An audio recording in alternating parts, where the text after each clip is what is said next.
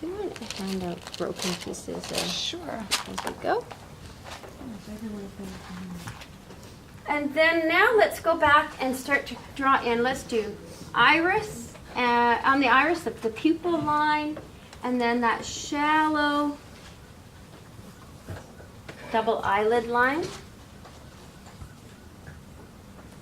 Let's go back. We can add the inner corner tear duct. So you can see the face is starting to really build up now. We can give ourselves a few more guidelines, maybe a little bit of sideways raindrops there for the nostrils, just blocking those in. I'll also block in or draw in the upper eyelid, which is a sweet little curved upper mouth. And then let's just do a little line underneath the mouth to show that it has a fleshy bottom lip there. And then we can go back as we flow through this, is start to change up the outer relationship of the bone here, the skull ends there. So I'm just going to change up my guidelines as I go down. I'm going to cut in the cheek a little bit more. So you can see I don't care that I already have guidelines that I've decided on. You can change those up as you go. And all I'm doing is cutting in the cheek just a little bit more and closer to the mouth.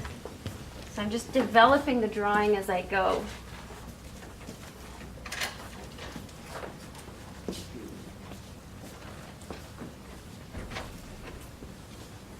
And that is pretty good. Now, does everybody have a little broken piece of China marker? I think everyone should. Raise your hand if I missed you. Okay.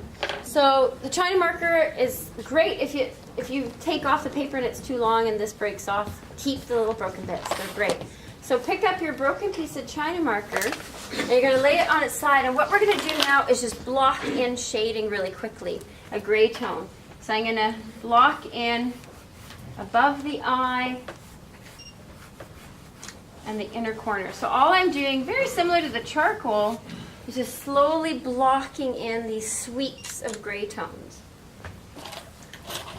You can block in around the nostril and underneath the nose and around the nostrils.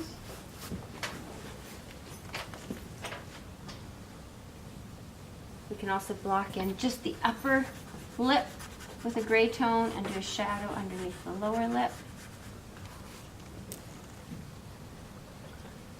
Do a little light tone underneath the eye there.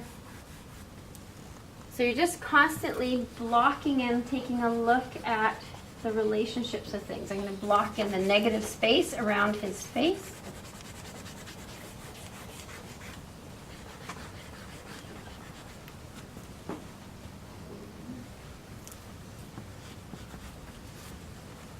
Maybe pull a little bit of gray tone around the cheeks there and down.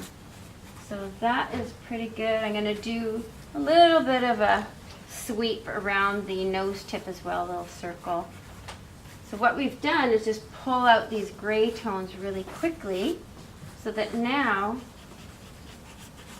you can pick up your China marker and start to add some details really quick. And then this piece, I'm going to leave the original here so that you guys can keep working on it afterwards. But what we're going to do now is pick up your China marker and we're going to start adding more details. So what I'm going to do is go back to the pupil, but I'm going to remember the highlight. And I don't have an eraser to pull out the highlights. What I'm going to do when I color in the pupil is leave a little white dot in the pupil. So I'll move back as you do that. And that way it just gives that shine really quickly. I'm going to color in or really darken the iris outline, and as we did with the first drawing, that upper eyelid there. We're starting to pull out even more the shape of this little guy. I can use my China marker to pull in out the iris muscles just like with that first drawing, and it's a way to quickly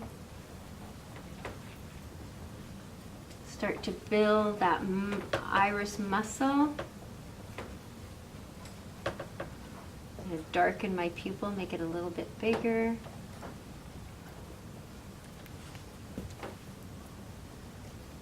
And then again, now that I already know the anatomy of the eyeball from our first drawing, I'm going to color around the tear duct and give that illusion of that sphere.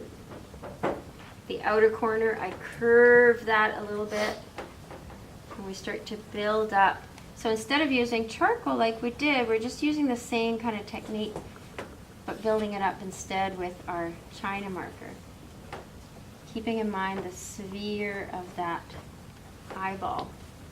And then you can quickly gray in the whole iris there. And then underneath the eyelid line, you just go a little bit darker.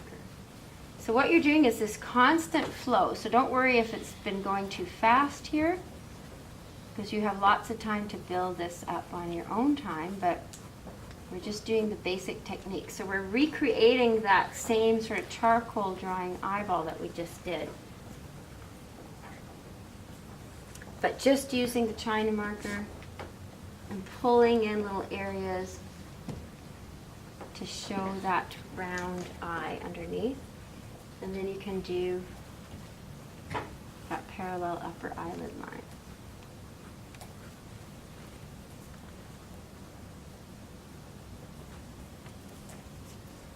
Awesome.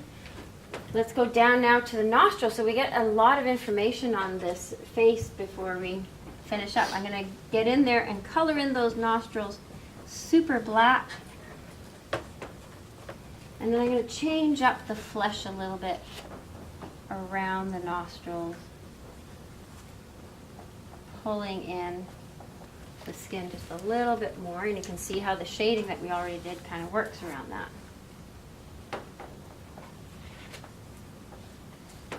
And again, do that little filter underneath. And then before we do the rest of the face, let's get down really quickly to the lips. And so what we want to do is, because it's flesh, the shadow, the outer corners of the lips just flow in, the shading flows into the cheek. So we want to darken the outer corners of the lips and then really darken that lip line where the two lips meet. And then you can draw, very similar to the iris, you can draw along the action line those little folds in the lip and draw them upwards. So you're just playing around with the anatomy of the mouth there. You can just quickly draw in the lower lip and do some gentle little lines that way.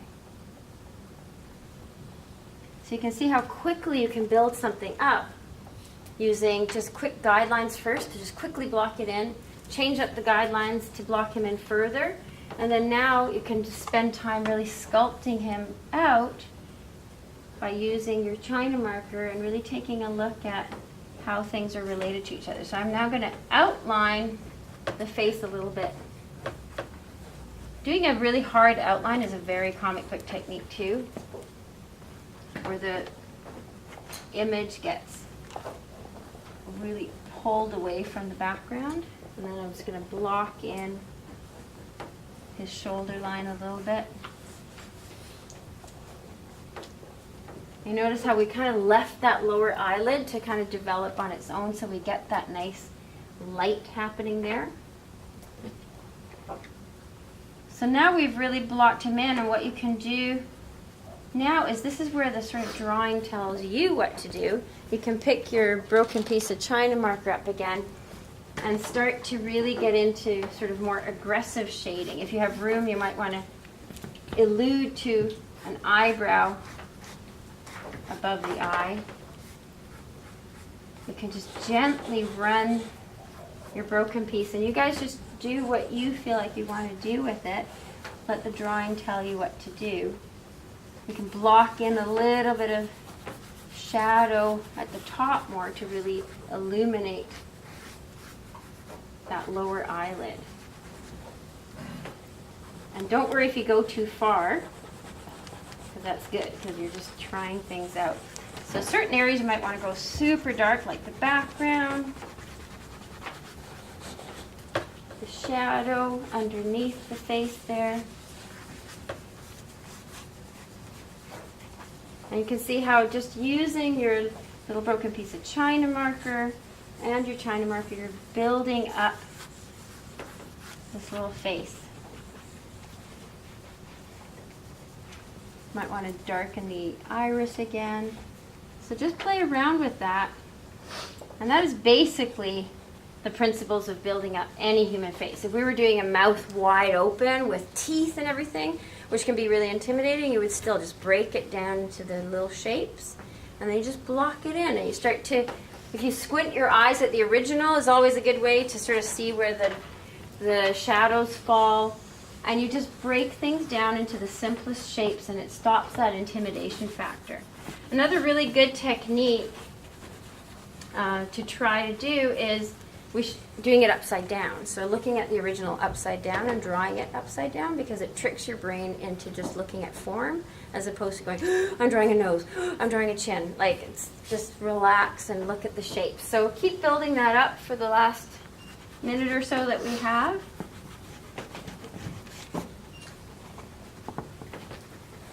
And then I will leave the original here for you to refer to. You can you can kind of with this particular paper. China marker responds differently to different paper. You can kind of rub it in, especially now that our fingers are nice and dirty there. You can soften it a little bit. I don't think you can pull out. You can try. Oh yeah. This particular paper lets us pull out a little bit of highlight in the eye. If you want to try. A little bit harder to do. So there you go. How did that feel? Fast? Too fast? Oh, good. Yeah, you guys were very brave. Really quick. Excellent. And you really got into it. So yeah, I do encourage you to, with the background here, try to get as dark black as you can, just to give different treatment to certain areas.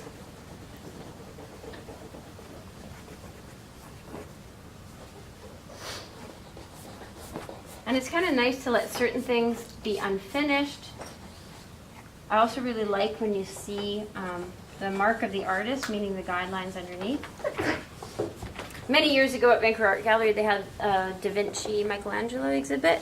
And my favorite part, I mean, it's amazing to see the originals, but there was a pop-up book that Michelangelo had been part of, but I saw his fingerprints, and that was much more interesting to me than the actual pieces. And so that's really cool. Also, many thousands of years ago, I went to Emily Carr, and I had a really fantastic drawing teacher who everybody in the class, it didn't matter who it was, had a crush on. And so we all were like, please this teacher. So I spent this whole weekend working on a drawing, and I thought, ooh, I'm going to come in, he's going to love it. And I brought it in on the Monday, and he's like, meh. And I was like devastated. It's because he said you treated the whole drawing exactly the same. The whole thing is just one kind of tone, one drawing style. So that's why, and that was a really awakening. So it's okay to leave certain parts unfinished. Go aggressive on certain parts, go soft on certain parts, but what you want to do is reflect what the object is and what the action is underneath. There you go. And then since you guys have some lovely soft pastels, you can also, a really cool thing to do is get in there and rub colors in all over the place and just let go of perfectionism and just play with it. So there you go. That's the end of the class. Thank you. Good work. Thanks so much for paying such good attention. Yeah. Fantastic. Make sure everyone takes a snap for your... That looks amazing. These are... Well, you should have